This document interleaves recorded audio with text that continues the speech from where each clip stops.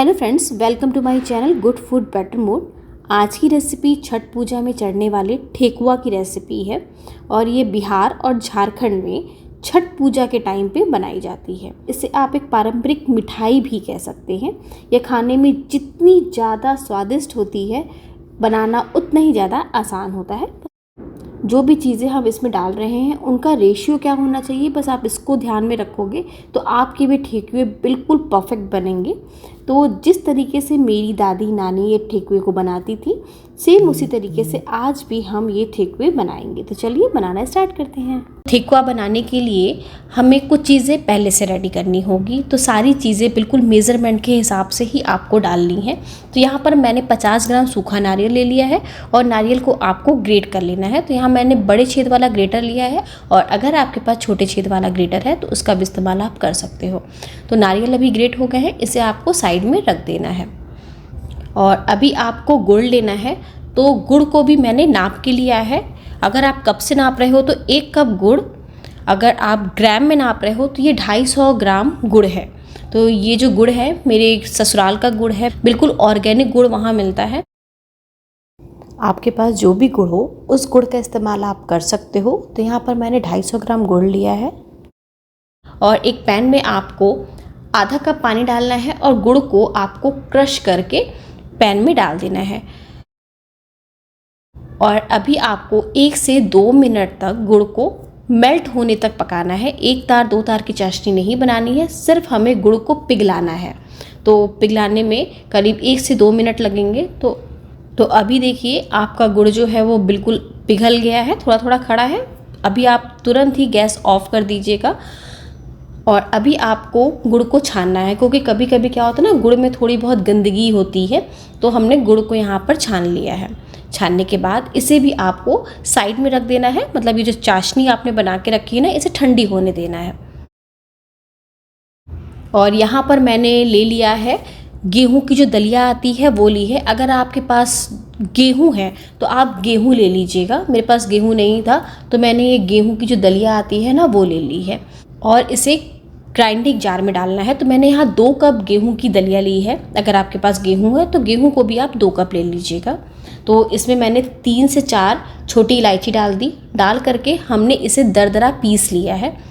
अगर आपके पास गेहूं भी नहीं है तो आप गेहूं का आटा लीजिएगा, जो दरदरा पिसा हुआ होता है वो आप लीजिएगा। उससे ही जो ट्रेडिशनल तरीके से ठेकुए बनाए जाते हैं ना, वो दरदरे गेहूं के आटे से ही बनते हैं। तो अभी देखिए इसको हमने दरदरा पीस लिया है। मतलब जैसा कि आप बिल्कुल महीन वाली चीनी आती है ना, उस तरीके से हमने इसे पीसा है।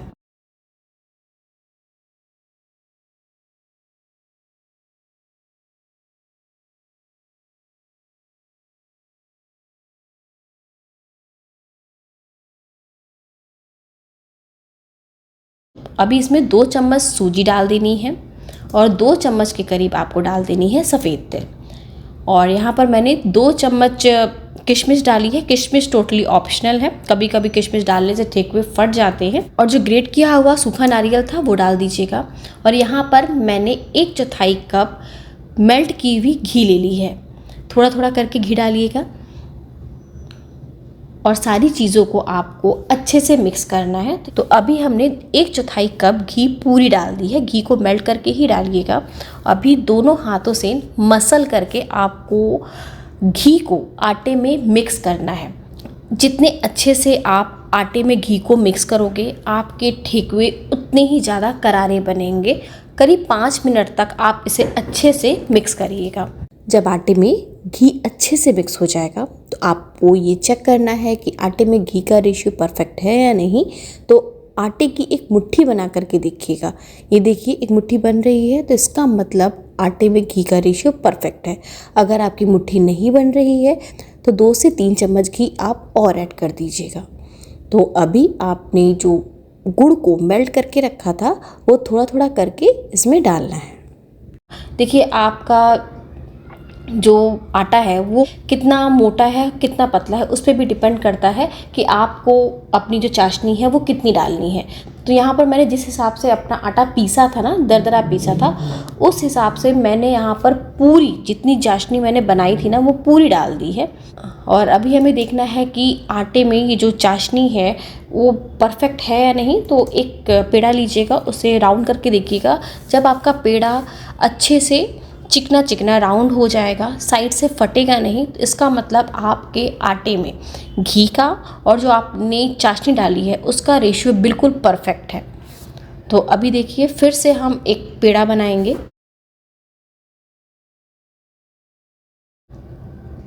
और अभी देखिए ये साइड से ज़्यादा नहीं फट रहा है, थोड़ा सा फट रहा है, तो इसका मतलब आपका जो आटा है वो बिल्कुल परफेक्ट गुथ गया है। और यहाँ पर ये जो मैंने लिया है लकड़ी का, वो थेक्वे का साँचा है और साँचे के ऊपर आपको घी लगा लेनी है। अगर आपके पास थेक्वे का साँचा नहीं है तो वीडियो के लास्ट में मैंने बताया है कि बिना साँचे के आप थेक्वे पे डिज़ाइन कैसे बनाएंगे।